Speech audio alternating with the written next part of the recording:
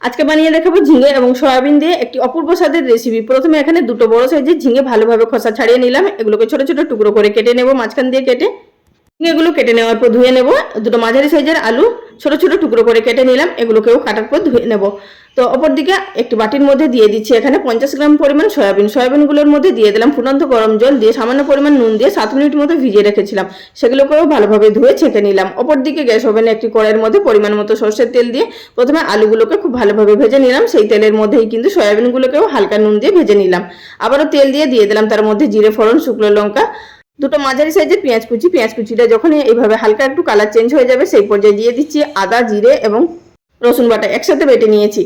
এরপরে দিয়ে দিলাম স্বাদ মতো লঙ্কা গুঁড়ো, কালারের জন্য হাফ টিস্পুন পরিমাণ কাশ্মীরি লঙ্কার গুঁড়ো, একটি বড় সাইজের টমেটো কুচি, স্বাদ মতো নুন দিয়ে খুব ভালোভাবে কষিয়ে নিলাম। যখনই মশলা থেকে এইভাবে তেল ছাড়তে শুরু করবে সেই পর্যায়ে দিয়ে দিচ্ছি আগে থাকতে কেটে ধুয়ে রাখা ঝিঙেগুলো দিয়ে কিছুক্ষণ কষিয়ে নেওয়ার পর দিয়ে দিলাম ভেজে রাখা সয়াবিন এবং আলুগুলো। সয়াবিন আলুগুলো দিয়ে খুব ভালোভাবে কষিয়ে নিলাম। ঢাকা দিয়ে এটিকে লো ফ্লেমে রান্না করে নিলাম যতক্ষণ না সম্পূর্ণ সবজিগুলো সিদ্ধ হয়ে যাচ্ছে। সিদ্ধ হয়ে যাওয়ার পর এর মধ্যে দিয়ে দিলাম পরিমাণ মতো জল দিয়ে 2 মিনিট মতো ফুটিয়ে নিলাম। সবশেষে দিয়ে দিলাম সামান্য পরিমাণ গরম মশলার গুঁড়ো দিয়ে সব একসাথে মিশিয়ে নিয়ে নামিয়ে নিলাম। এবার একটি বোলের মধ্যে সার্ভ করে নিচ্ছি। অবশ্যই একবার কিন্তু এই রেসিপি ট্রাই করুন, খেতে অপূর্ব টেস্ট হয়।